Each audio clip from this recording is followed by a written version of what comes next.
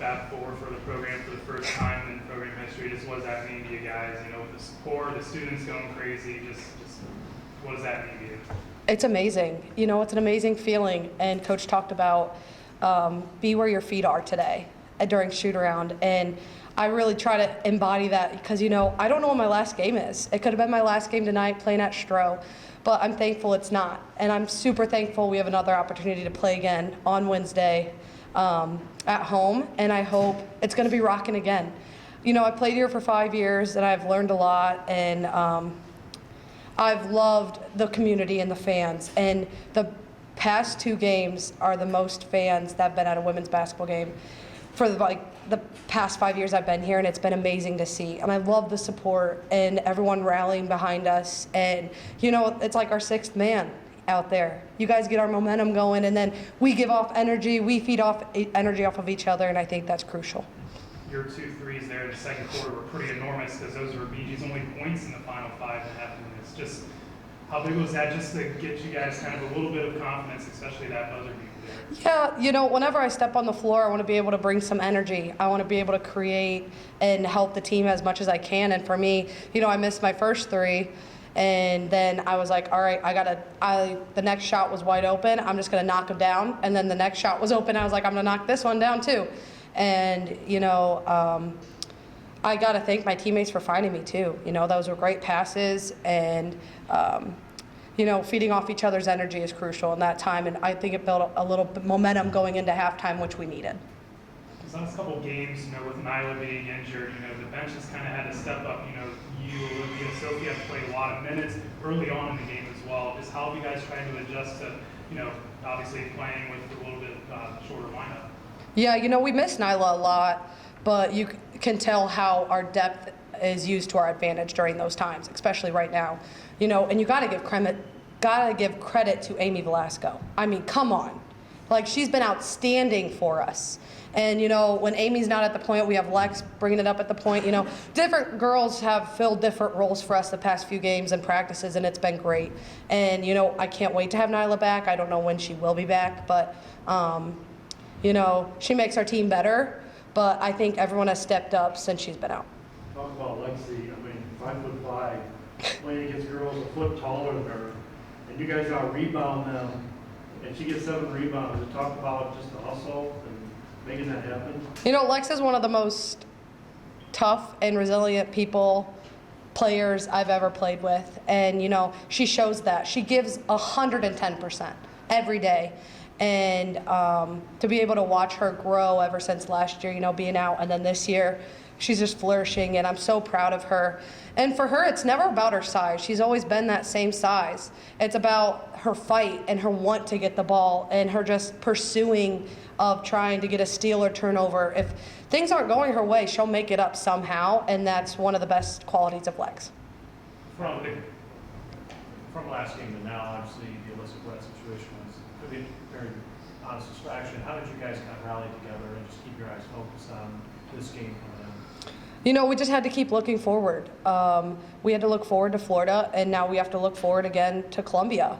And I think it's huge for us to just, like Coach said today, be where our feet are and make sure we're prepared. And I thought we were really prepared for Florida.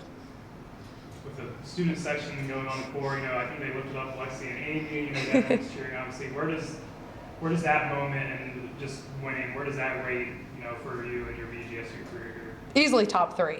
Easily. I mean, the MAC championship will be number 1 always, but top 3 moments of my career forever. And, you know, I was just trying to enjoy it, soak it in, that moment. And just seeing Amy and Lex in the air, it honestly made me chuckle. And it was so fun to just celebrate with all the student section. And I'm so proud to be a part of Bowling Green women's basketball. Kadie, 31 wins this year. You've gotten a lot of accolades from your coaches entering your team is because your role has been so different than the first 4 years that you were here. They say if you hadn't had the right attitude, as your role changed, none of the success would have happened, not so much in the box score here, but the support you've given this team. Where's that come from? You know, it comes from realizing that, like, a different perspective of, basketball, of life, after not everything is basketball for me. And yeah, my life's been consumed to basketball the past 4 or 5 years, but it's going to come to an end sometime. And I need to look forward to that and use this as a learning experience. And, I want what's best for our team. And, for us to win 31 games and for me to have my role, I'm fine with that. Like, if I'll go in and do my best whenever they need me, whenever I'm called upon, and yeah, I'll always do what's best for the team. Sorry. Is that me? Any other questions for Kadie? I'm sorry, Kadie, you mentioned the 31 win. Not only do you guys go to the Fab for all the championships, I think I'm good for you. I'm sorry. It's okay. Refinish. So sorry. It's okay. I mess this thing up all the time. It's on you. There we go. Okay. Sorry. Now, you mentioned obviously the 31 wins. That ties now to the program record on top of making it to Fab Four for the first time in school history. Just how would you assess what this team has been able to do throughout this last couple of weeks in order to do, you guys have done something this program hasn't done before? Yeah, it's pretty amazing, honestly, right? I mean, look around what we're doing and the fan base we're bringing with us, and everyone is believing and just trusting each other. And, that loss at Cleveland, we could have just gave up the season. But one of the best traits about this team is that we're never going to give up. We're always going to give 100%, day in, day out, at practices, and we're always going to be super tough and resilient. And I couldn't be more proud of that response from the MAC tournament to now, and finding motivation for the postseason right now. You mentioned the motivation. You guys feel like each win is continuing to send a message, to other MAC teams, to other teams across the country, that you guys are one of the best teams in the country? I mean, yeah, but that's not our motivation, is to send a message to everyone. I think what we want to do is be able to play some great basketball and win as many games as possible, and not try to end on a loss for the season, especially from my point of view. I want to end on a win, but we'll see what happens. Earlier you mentioned that the fans are kind of like the sixth man, and all season long, anytime you come in and play a role, it's been electric. But now that is amplified as the postseason goes on. Kind of what is that, knowing that in your final stretch, that is the support that is behind you?